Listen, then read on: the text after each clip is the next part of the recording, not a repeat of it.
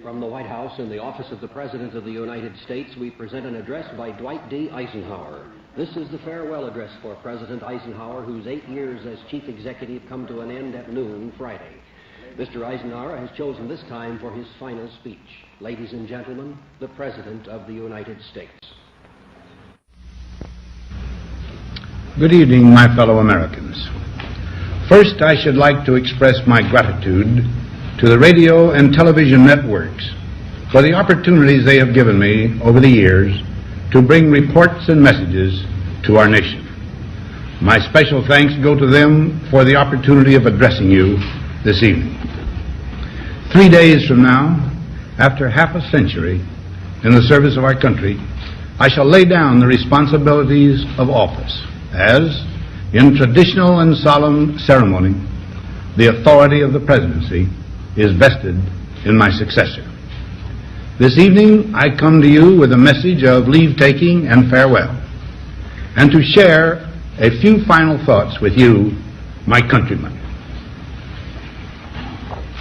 Like every other citizen, I wish the new president and all who will labor with him Godspeed. I pray that the coming years will be blessed with peace and prosperity for all. Our people expect their president and the Congress to find essential agreement on issues of great moment, the wise resolution of which will better shape the future of the nation. My own relations with the Congress, which began on a remote and tenuous basis when, long ago, a member of the Senate appointed me to West Point, have since ranged to the intimate during the war and immediate post-war period, and finally to the mutually interdependent during these past 8 years. In this final relationship, the Congress and the administration have, on most vital issues, cooperated well to serve the nation good rather than mere partisanship, and so have assured that the business of the nation should go forward. So my official relationship with the Congress ends in a feeling, on my part, of gratitude that we have been able to do so much together. We now stand 10 years past the midpoint of a century that has witnessed 4 major wars among great nations. 3 of these involved our own country. Despite these holocausts, America is today the strongest, the most influential, and most productive nation in the world. Understandably proud of this preeminence, we yet realize that America's leadership and prestige depend not merely upon our unmatched material progress, riches, and military strength, but on how we use our power in the interest of world peace and human betterment. Throughout America's adventure in free government, our basic purposes have been to keep the peace, to foster progress in human achievement, and to enhance liberty, dignity, and integrity among peoples and among nations. To strive for less would be unworthy of a free and religious people. Any failure traceable to arrogance or our lack of comprehension or readiness to sacrifice would inflict upon us grievous hurt, both at home and abroad. Progress toward these noble goals is persistently threatened by the conflict now engulfing the world. It commands our whole attention, absorbs our very beings.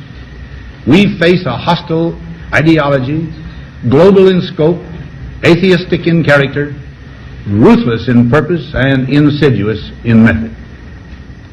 Unhappily, the danger it poses promises to be of indefinite duration.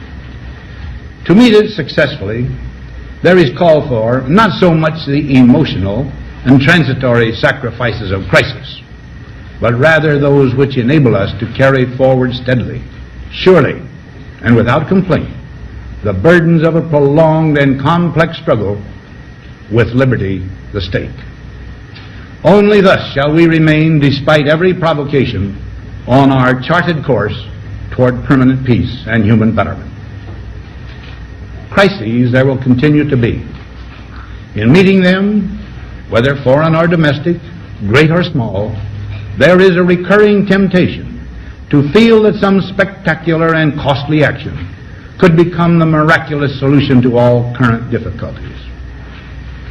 A huge increase in newer elements of our defenses, development of unrealistic programs to cure every ill in agriculture, a dramatic expansion in basic and applied research. These and many other possibilities, each possibly promising in itself, may be suggested as the only way to the road we wish to travel. But each proposal must be weighed in the light of a broader consideration, the need to maintain balance in and among national programs. Balance between the private and the public economy. Balance between the cost and hoped-for advantages. Balance between the clearly necessary and the comfortably desirable. Balance between our essential requirements as a nation and the duties imposed by the nation upon the individual. Balance between actions of the moment and the national welfare of the future. Good judgment seeks balance in progress. Lack of it eventually finds imbalance and frustration. The record of many decades stands as proof that our people and their government have, in the main, understood these truths and have responded to them well in the face of threat and stress. But threats, new in kind or degree, constantly arise. Of these I mention two only. A vital element in keeping the peace is our military establishment. Our arms must be mighty, ready for instant action, so that no potential aggressor may be tempted to risk his own destruction. Our military organization today bears little relation to that known of any of my predecessors in peacetime, or indeed by the fighting men of World War II or Korea. Until the latest of our world conflicts, the United States had no armaments industry. American makers of plowshares could, with time and as required, make swords as well. But we can no longer risk emergency improvisation of national defense. We have been compelled to create a permanent armaments industry of vast proportions. Added to this, 3.5 million men and women are directly engaged in the defense establishment. We annually spend on military security alone more than the net income of all United States corporations. Now, this conjunction of an immense military establishment and a large arms industry is new in the American experience. The total influence, economic, political, even spiritual, is felt in every city, every state house, every office of the federal government. We recognize the imperative need for this development, yet we must not fail to comprehend its grave implications.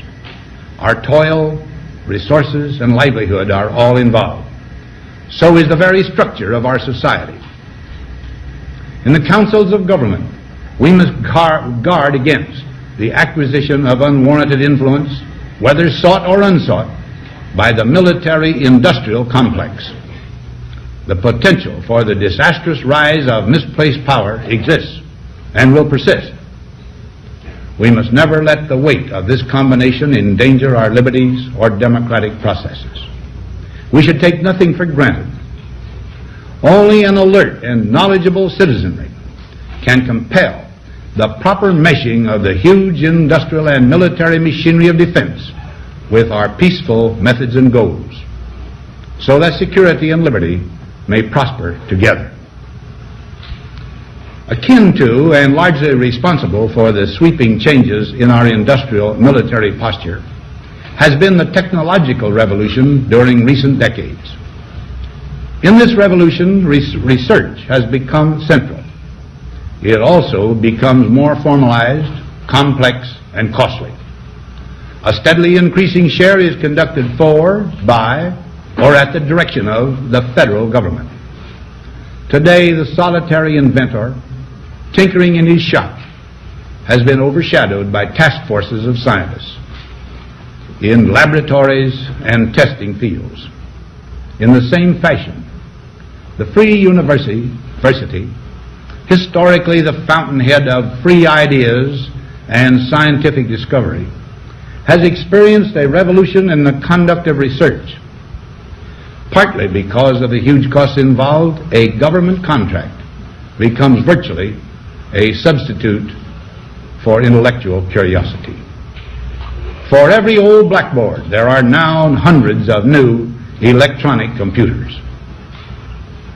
The prospect of domination of the nation's scholars by federal employment, project allocations, and the power of money is ever present and is gravely to be regarded. Yet in holding scientific research and discovery in respect, as we should, we must also be alert to the equal and opposite danger that public policy could itself become the captive of a scientific, technological elite. It is the task of statesmanship to mold, to balance, and to integrate these and other forces, new and old, within the principles of our democratic system, ever aiming toward the supreme goals of our free society. Another factor in maintaining balance involves the element of time. As we peer into society's future, we, you and I, and our government must avoid the impulse to live only for today, plundering for our own ease and convenience the precious resources of tomorrow. We cannot mortgage the material assets of our grandchildren without risking the loss also of their political and spiritual heritage. We want democracy to survive for all generations to come, not to become the insolvent phantom of tomorrow. During the long lane of the history yet to be written, America knows that this world of ours, ever growing smaller, must avoid becoming a community of dreadful fear and hate, and be instead a proud confederation of mutual trust and respect. Such a confederation must be one of equals. The weakest must come to the conference table with the same confidence as do we, protected as we are by our moral, economic, and military strength. That table, though scarred by many past frustrations, cannot be abandoned for the certainty agony of disarmament of the battlefield. Disarmament with mutual honor and confidence is a continuing imperative. Together we must learn how to compose differences, not with arms, but with intellect and decent purpose. Because this need is so sharp and apparent, I confess that I lay down my official responsibilities in this field with a definite sense of disappointment. As one who has witnessed the horror and the lingering sadness of war, as one who knows that another war could utterly destroy this civilization, which has been so slowly and painfully built over thousands of years, I wish I could say tonight that a lasting peace is in sight. Happily, I can say that war has been avoided. Steady progress toward our ultimate goal has been made, but so much remains to be done. As a private citizen, I shall never cease to do what little I can to help the world advance along that road. So in this, my last good night to you as your president, I thank you for the many opportunities you have given me for public service in war and in peace. I trust in that service, you find some things worthy.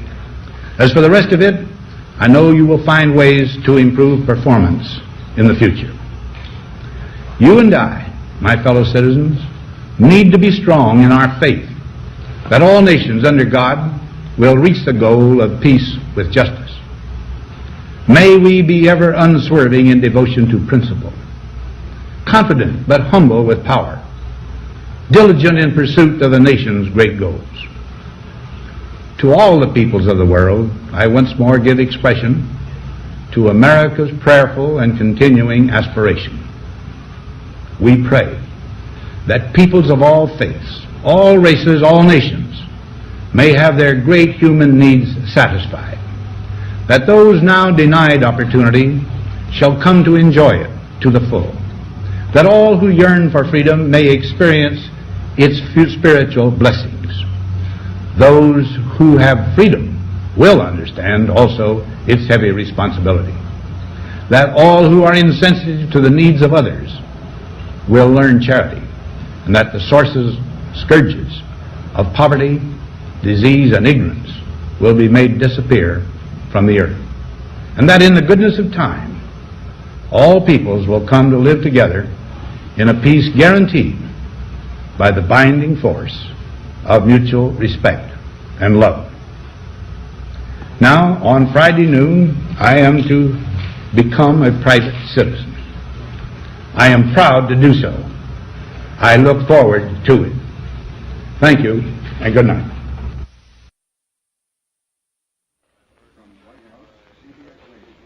We have presented the farewell address by the President of the United States, Dwight D. Eisenhower, who spoke this evening from his office in the White House.